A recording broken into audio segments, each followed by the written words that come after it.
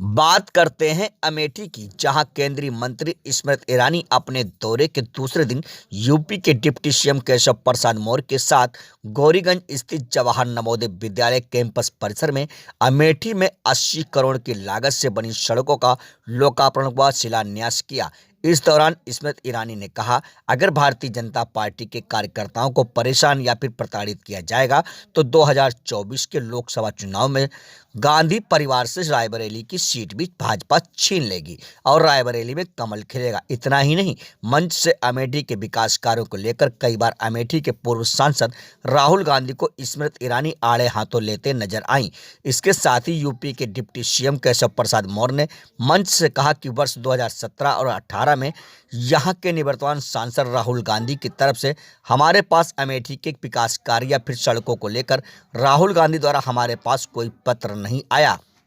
वहीं मंच से यूपी के डिप्टी सीएम केशव प्रसाद मौर्य ने अमेठी में भाजपा का प्रत्याशी सांसद बनने के बाद कई करोड़ योजनाओं का विकास कर अमेठी में बताया। केंद्रीय मंत्री स्मृति ईरानी ने कहा कि मैं आभारी हूं, उत्तर प्रदेश सरकार ने उन सभी कार्यों को स्वीकार किया, लेकिन ये सभी कार्य तब संभव हुए जब अमेठी की जनता ने भारतीय जनता पार्टी के प्रत्याशी को अमेठी से सांसद बनाया। वहीं केंद्रीय मंत्री स्मृति ईरानी ने कहा, जब मैंने 2014 के लोकसभा चुनाव में भारतीय जनता पार्टी के टिकट से लड़ने का दुस्साहस किया तो कोई ऐसा क्षण नहीं है जब मुझे अपमानित करने का कार्य न किया गया हो या कांग्रेस ने प्रताड़ित करने का प्रयास न किया हो, लेकिन हम संकल्पबद्ध हैं कि भाजपा का हर कार्यकर्ता पूरे ऊर्जा और विश्वास के साथ विकास कार्य करेगा। जब मुझे 2014 में उकसाया गया था, अपमानित किया गया था, तब मैंने एक संकल्प लिया था, लेकिन प्रभु की ऐसी कृपा रहे कि मुझे अमेठी का सांसद बना दिया। लेकिन अगर भाजपा के कार्यकर्ताओं को प्रताड़ित किया जाएगा तो आने वाले 2024 के लोकसभा चुनाव में रायबरेली की सीट पर भी भारतीय जनता पार्टी का कमल खिलेगा। ये थी राकेश कुमार की खास रिपोर्ट। कॉलेज खोलने की स्थापना की घोषणा की। मैं स्तब्ध हूं कि कांग्रेस एक ऐसे कार्यकर्ता को चुन चुन कर बदला लेती है जो जनता का काम करती है। मैं स्तब्ध हूं कि उनकी राजनीति इतनी ओछी है कि महिला हो या पुरुष अगर भाजपा का झंडा पकड़े हैं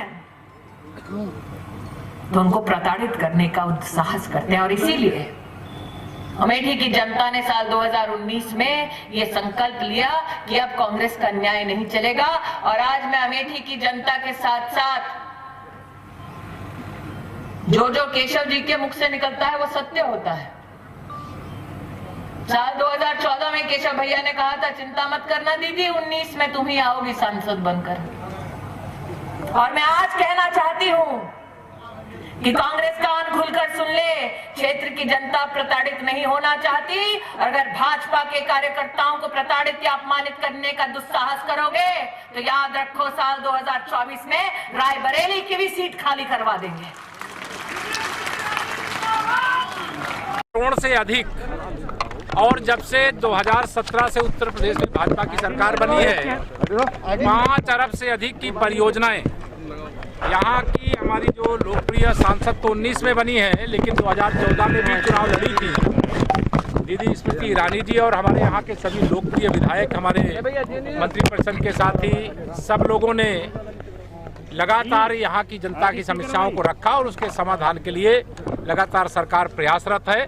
और अमेठी ईमानदारी के साथ अब विकास के पथ पर आगे बढ़ रहा है। उपमुख्यमंत्री जी, आपने प्रधानमंत्री को राष्ट्र ऋषि की उपाधि दी और साथ में रायबरेली से भी छुट्टी करने का नहीं, निश्चित तौर से देखिए, जो गरीब का भला करने की जगह, किसान की भला करने की जगह, मजदूर का भला करने की जगह उनका शोषण करेगा तो उनकी विदाई का समारोह तो भाजपा का कमल खिला करके जनता ही करना चाहती है। अब चुनाव की प्रतीक्षा, जब चुनाव होगा तो निश्चित तौर से विदाई होगी। और जहां तक माननीय प्रधानमंत्री श्री नरेंद्र मोदी जी को राष्ट्र ऋषि कहना है तो निश्चित तौर से वह राष्ट्र के ऋषि की तरह ही एक निरपेक्ष भाव से देश की 125 करोड़ जनता की सेवा कर रहे हैं। तो मुझे स्वाभाविक तौर से या मन में आया और शब्द निकला है, या कोई बना करके नहीं निकला है। इसलिए मैं मानता हूं कि माननीय प्रधानमंत्री जी जहां विश्व के सबसे लोकप्रिय और शक्तिशाली नेता के रूप में देश का नेतृत्व कर रहे हैं, वहीं वह एक ऋषि की तरह अपना उत्तरदायित्व निर्वाह कर रहे हैं।